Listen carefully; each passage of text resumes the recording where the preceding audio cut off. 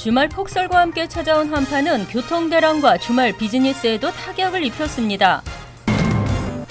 뉴욕주는 독감 비상령을 내렸고 뉴저지 버겐카운티는 독감 지수가 위험 수준으로 나타났습니다. 10일 제프 세션스 법무장관 내정자의 청문회를 시작으로 트럼프 초대 내각장관 후보자들의 검증이 시작됩니다. 뉴욕주 정부가 사전 선거 제도를 비롯한 유권자 등록 규정을 개정하겠다고 밝혔습니다. 기준금리 인상의 영향으로 주요 카드사들의 이자율도 일제히 인상됐습니다. 이상은 이 시각 주요 뉴스입니다. 여러분 안녕하십니까? KBN 뉴스입니다. 한파로 오늘도 길거리 눈들이 녹지 않았는데요. 주말 폭설과 함께 찾아온 한파는 교통 대란과 미리 예약된 행사들을 줄줄이 지연시켰습니다. 주말 비즈니스에도 타격을 입히는 등 피해가 속출했습니다.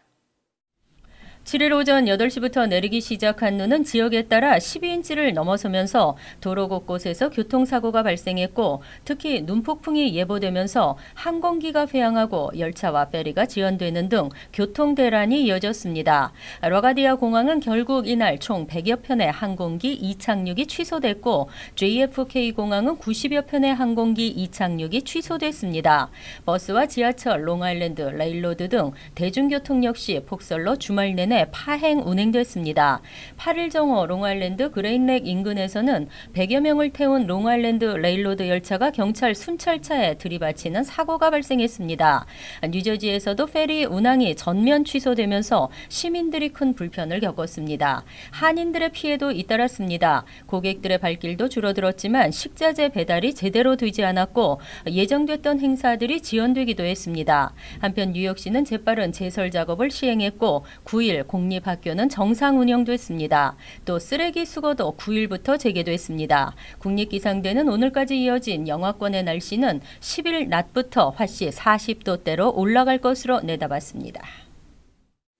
따뜻한 겨울철 날씨는 바이러스가 서식하기 좋은 조건이라고 하는데요. 뉴욕주는 독감 비상령을 내렸고 뉴저지 버겐카운티는 독감 지수가 위험 수준으로 나타났습니다. 뉴욕주 보건국이 독감 비상령을 내렸습니다. 연방질병통제예방센터에 따르면 지난해 12월 마지막 주 현재 뉴저지에서는 맘머스 카운티의 독감 지수가 가장 높았고 그 다음으로 에섹스 카운티, 버겐 카운티, 오션 카운티 순으로 나타났습니다. 뉴욕주에서는 12월 말까지 39개 카운티와 뉴욕시 전역에서 독감 환자가 발생했으며 총 658명이 입원 치료를 받았습니다. 올해는 본격적인 추위가 찾아오기도 전에 독감 환자가 급증세를 보이고 있습니다. 보건국은 의료기관 종사자 중 독감 예방접종을 받지 않은 사람은 진료 시 반드시 마스크를 착용해야 한다고 밝혔습니다. 올 시즌 가장 흔한 독감 바이러스는 H3N2로 고열과 두통, 심한 피로 등의 증세를 나타냅니다. 뉴저지대 해켄색 대학병원 게리 뭉크 임상 바이러스 학과장은 비교적 포근한 겨울 날씨가 이어지면서 독감 바이러스가 퍼지기 쉬운 조건이 형성됐다고 말했습니다. 김우석 호흡기 내과 전문의는 독감 증세로 찾아오는 젊은 층은 작년과 비슷하지만 70세 이상 노인 환자가 많아졌다고 밝혔습니다. 트럼프 초대 내각장관 후보들의 검증이 시작됐습니다. 10일 세션스 법무장관 내정자의 청문회를 시작으로 10여 명이 줄을 서고 있습니다. 민주당은 빈틈없는 송곳 검증을 벼르고 있습니다.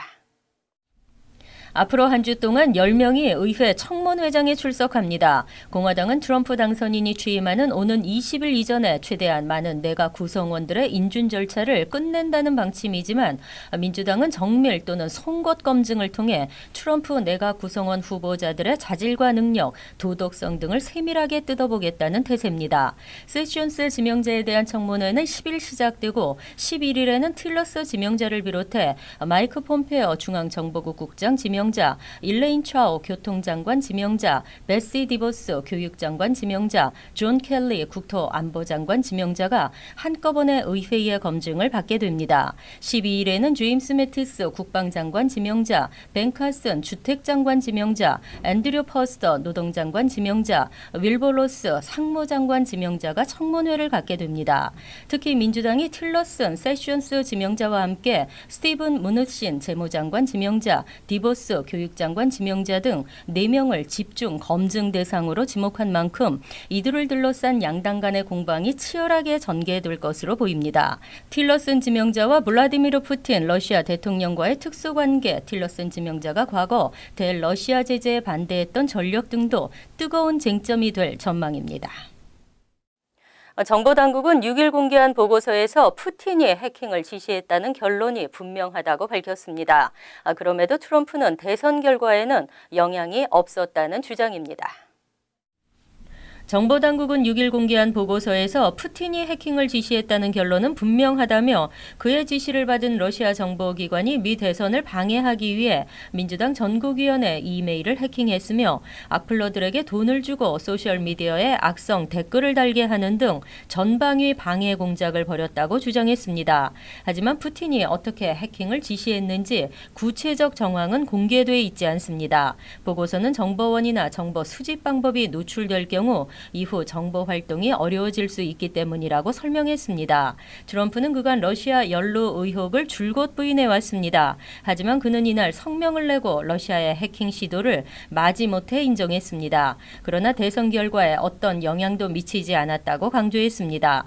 또한 트위터로 러시아와 좋은 관계를 맺는 것은 좋은 일이지 나쁜 일이 아니다. 바보들만 그게 나쁘다고 생각한다며 내가 대통령이 되면 러시아는 지금보다 훨씬 더 미국을 존중할 것이라고 말했습니다.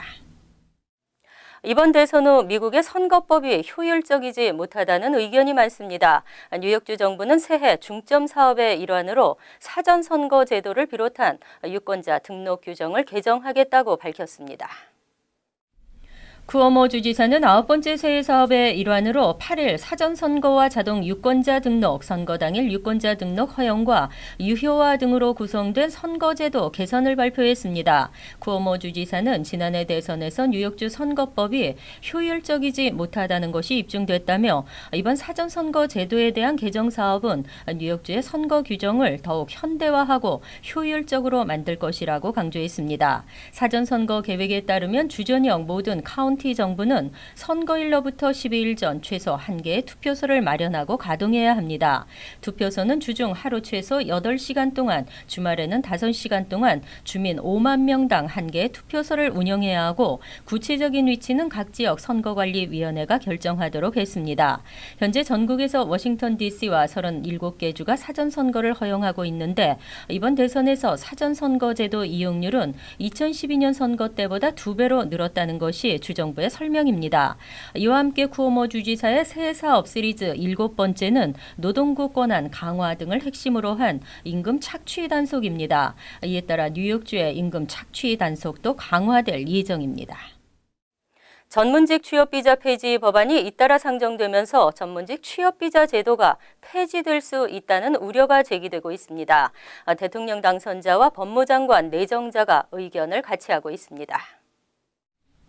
워싱턴 포스트는 8일 트럼프 대통령 당선인과 법무장관에 내정된 제프 세션스 연방 상원 의원이 현행 취업비자 제도를 대대적으로 개혁하거나 아예 폐지시킬 수도 있다고 보도했습니다. 트럼프 대통령 당선인은 취업 100일 내 우선 추진할 6대 과제를 제시하면서 미국인 우선 취업을 위해 각종 취업비자 남용을 근절하겠다고 밝힌 바 있습니다. 트럼프 당선인을 비롯한 일부 공화당 지도부와 세션스 의원은 현행 H-1B 비자가 미국의 일자리 감소에 큰 영향을 미치고 있는 것으로 간주하고 있습니다. H-1B 비자 제도의 목적은 특정 첨단 기술 분야 전문직 인력을 찾지 못할 경우 외국인을 채용할 수 있도록 하는 것입니다. 하지만 목적과는 달리 외국인 전문가들을 낮은 비용으로 데려오는 데 활용하고 있다고 생각하는 것입니다.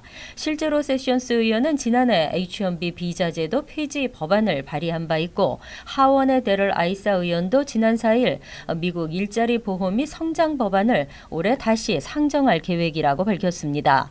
이에 따라 1월 20일 출범하는 트럼프 행정부에서는 외국 근로자들이 취업 비자, 나아가 취업 영주권을 취득하기가 한층 까다로워질 전망입니다.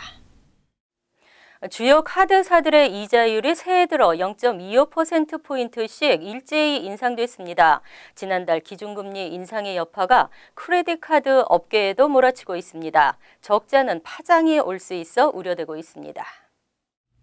뱅크 레이트가 기준금리 인상이 결정되기 이전인 지난해 11월의 연이자율과 새해 들어 첫 스테이트먼트에 적용되는 이자율을 비교한 결과 모든 카드의 이자율이 기준금리 인상폭과 동일한 0.25%포인트씩 오른 것으로 나타났습니다. 조사 대상 중 가장 이자율이 낮은 디스커버 잇 카드는 지난해 연 11.24에서 23.24%였던 APR이 올 들어 11.49에서 23.49%로 올랐고 가장 이자율이 높은 체이스 사파이어 리졸브도 0.25%포인트씩 예외 없이 상승했습니다.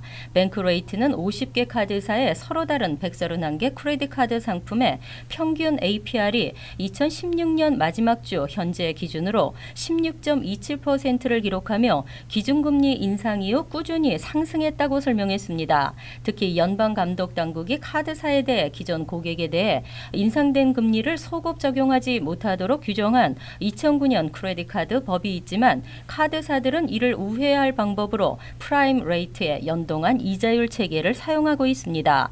이에 따라 카드사들은 기준금리 변화를 즉각 이자율에 적용하고 있습니다. 한편 신용평가사 트랜스 유니언은 0.25%포인트 기준금리가 오르면 크레딧 카드 이용자들의 월 페이먼트 부담은 평균 6.45달러가 늘어날 것으로 추산했습니다.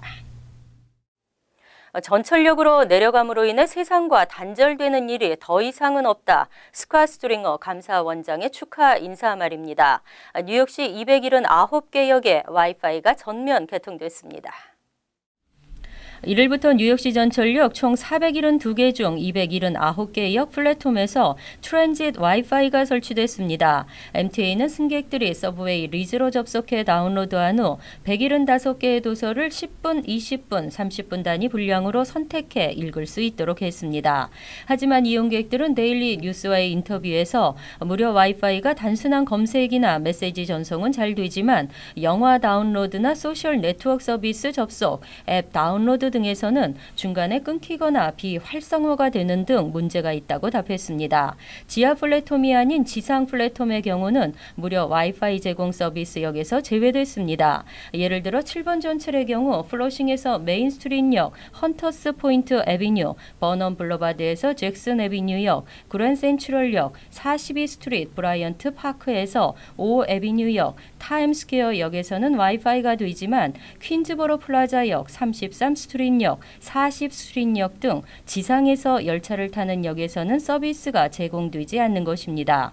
한편 전철 이용객들은 트랜짓 와이어리스 웹사이트에서 와이파이가 제공되는 역을 검색할 수 있으며 와이파이 제공역을 표시한 지도도 다운로드 받을 수 있습니다.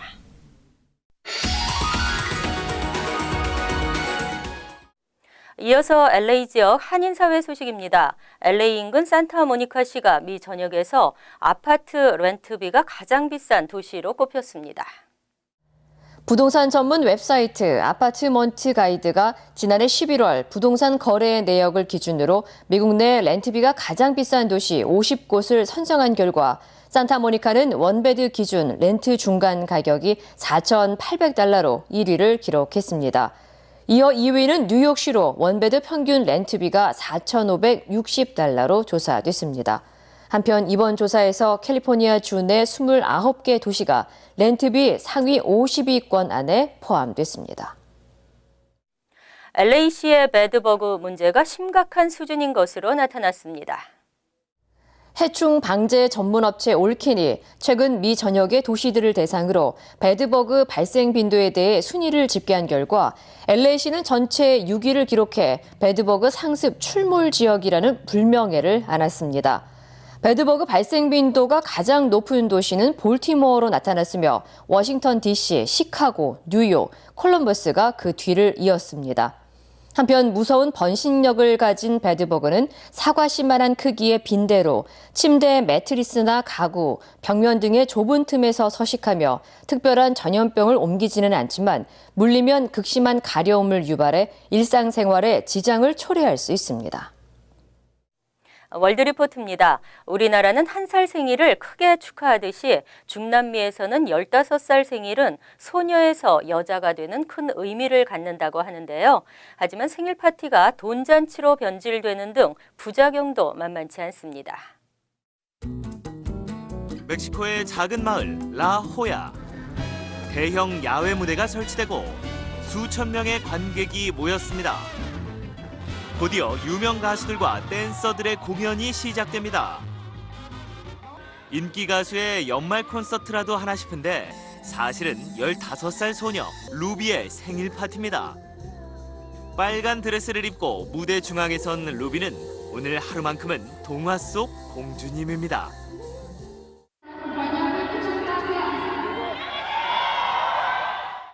밴드가 축하 음악을 연주하고 관객들도 함께 어우러져 춤을 추며 루비의 생일 파티를 즐깁니다.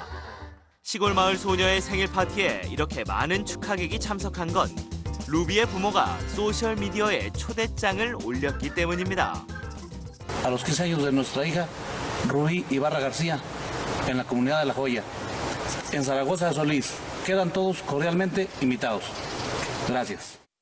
초대 영상이 삽시간에 퍼지면서 100만 명이 넘는 사람들이 파티에 참석하겠다고 응답했고 루비의 생일 파티는 열리기도 전에 국내외 언론에 비상한 관심을 끌었습니다.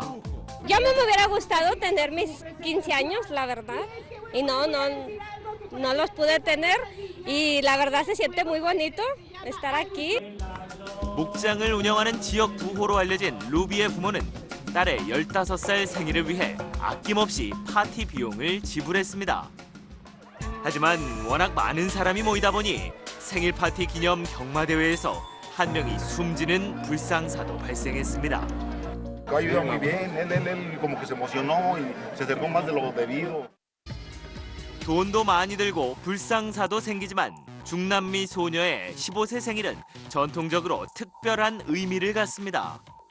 소녀에서 여자가 되는 나이, 다시 말해 결혼할 때가 됐다는 의미를 지닌다는 겁니다. 때문에 15살 생일을 맞은 소녀들은 예쁜 드레스 차림에 왕관을 쓰고 그날 하루만은 공주가 됩니다. Pues para mí significa que uno es como el centro de atención, es una princesa en ese momento, ¿sí? 하지만 15살 생일 파티가 갈수록 화려해지고 집안의 부를 과시하는 이벤트로 변질되면서 형편이 넉넉하지 못한 부모들은 등골이 휘고 있습니다. I borrowed money, worked night shifts, everything, because I wanted to do things we've never seen before. Beautiful things for my daughter. 멕시코에서는 15살 생일 파티를 위한 박람회까지 열리는데 최고 1,000만 원이 넘는 드레스에 고급 차량과 파티 비용 등을 합치면 파티 한 번에 수천만 원은 기본이라고 합니다. Casi te puedo decir $1,000,000, ¿sí? ¿Por qué? Porque incluso algunos de nuestros proveedores manejan todo lo que es el paquete.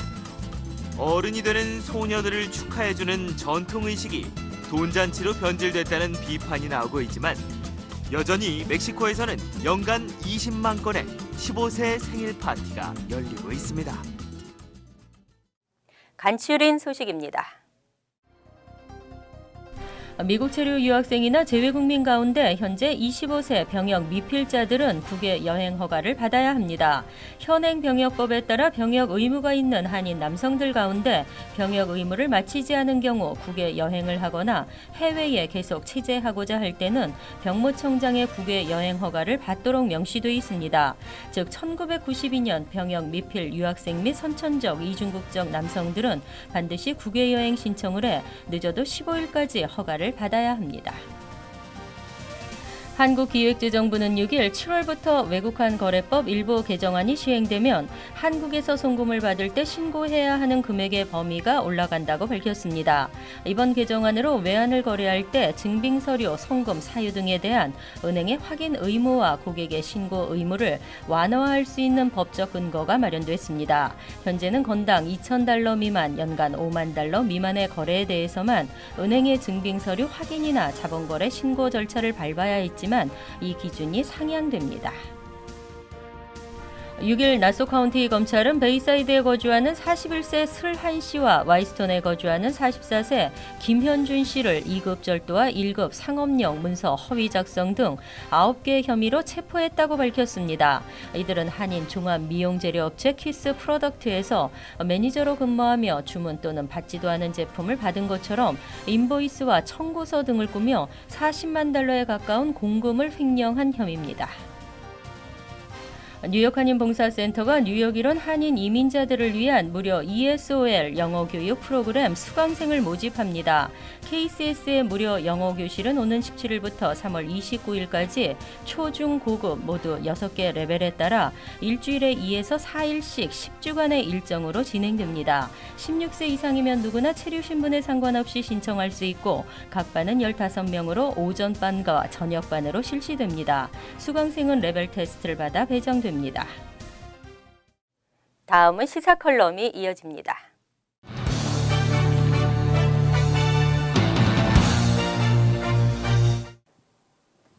안녕하십니까. 1월달은 세금 보고를 준비하는 달입니다. 세금 보고 내역에 자산세 납부를 보고하면서 수입에 비하여 너무 많은 자산세를 지불하고 있다고 생각하는 분들이 계실 것입니다.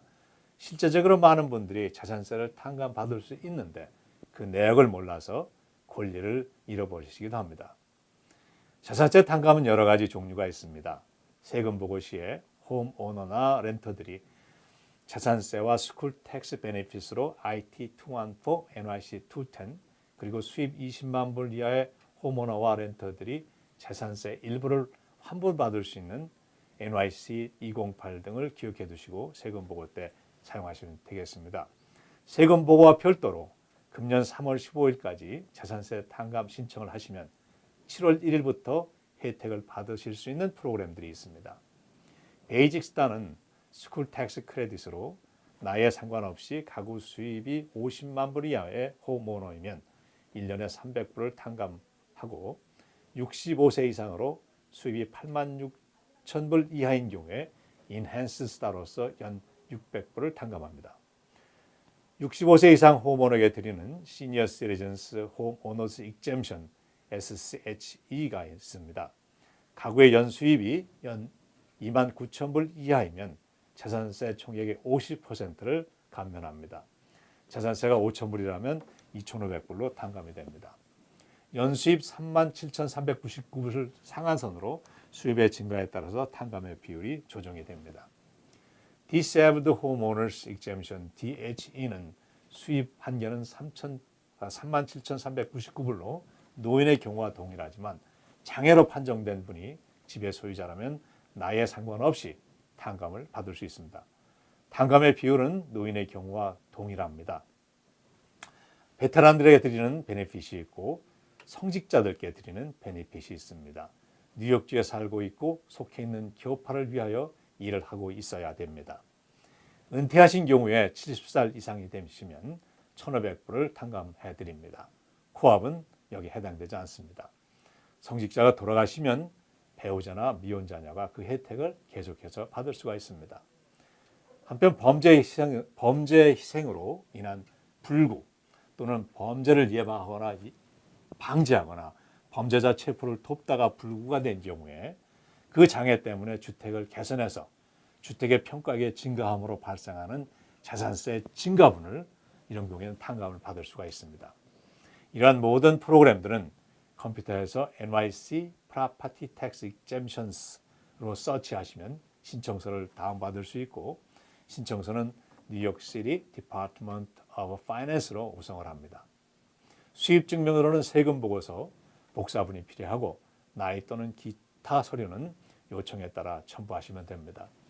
뉴저지의 경우 뉴저지주 디파트먼트 트레저리에서 주관하는 프로그램과 로컬 정부에서 주관하는 프로그램들이 있습니다.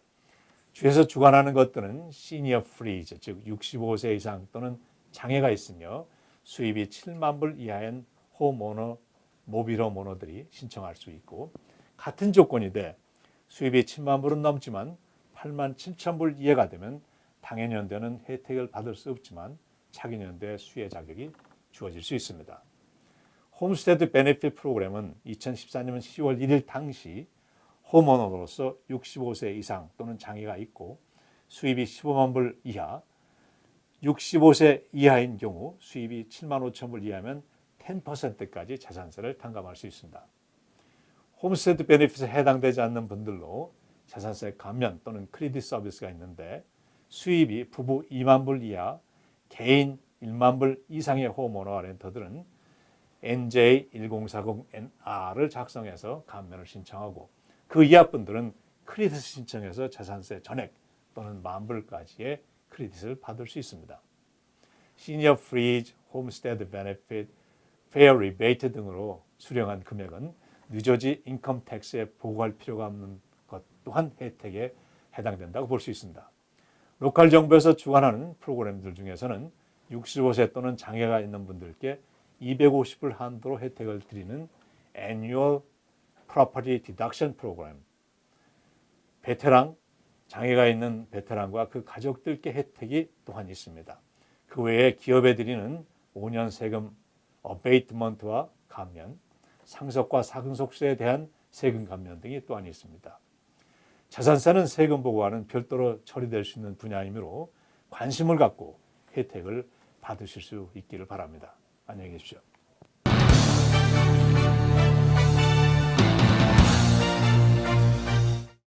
환율과 증권 소식입니다.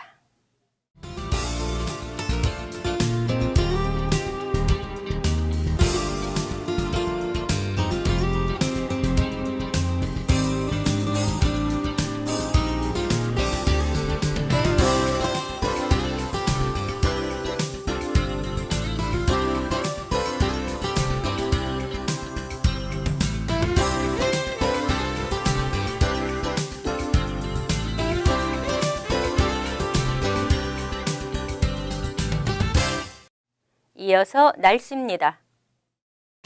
화요일은 춥지 않은 날씨에 대체로 흐리겠고 오후엔 비가 내리겠습니다. 낮 최고 기온은 40도, 섭씨 5도, 밤 최저 기온은 38도, 섭씨 3도로 예상됩니다.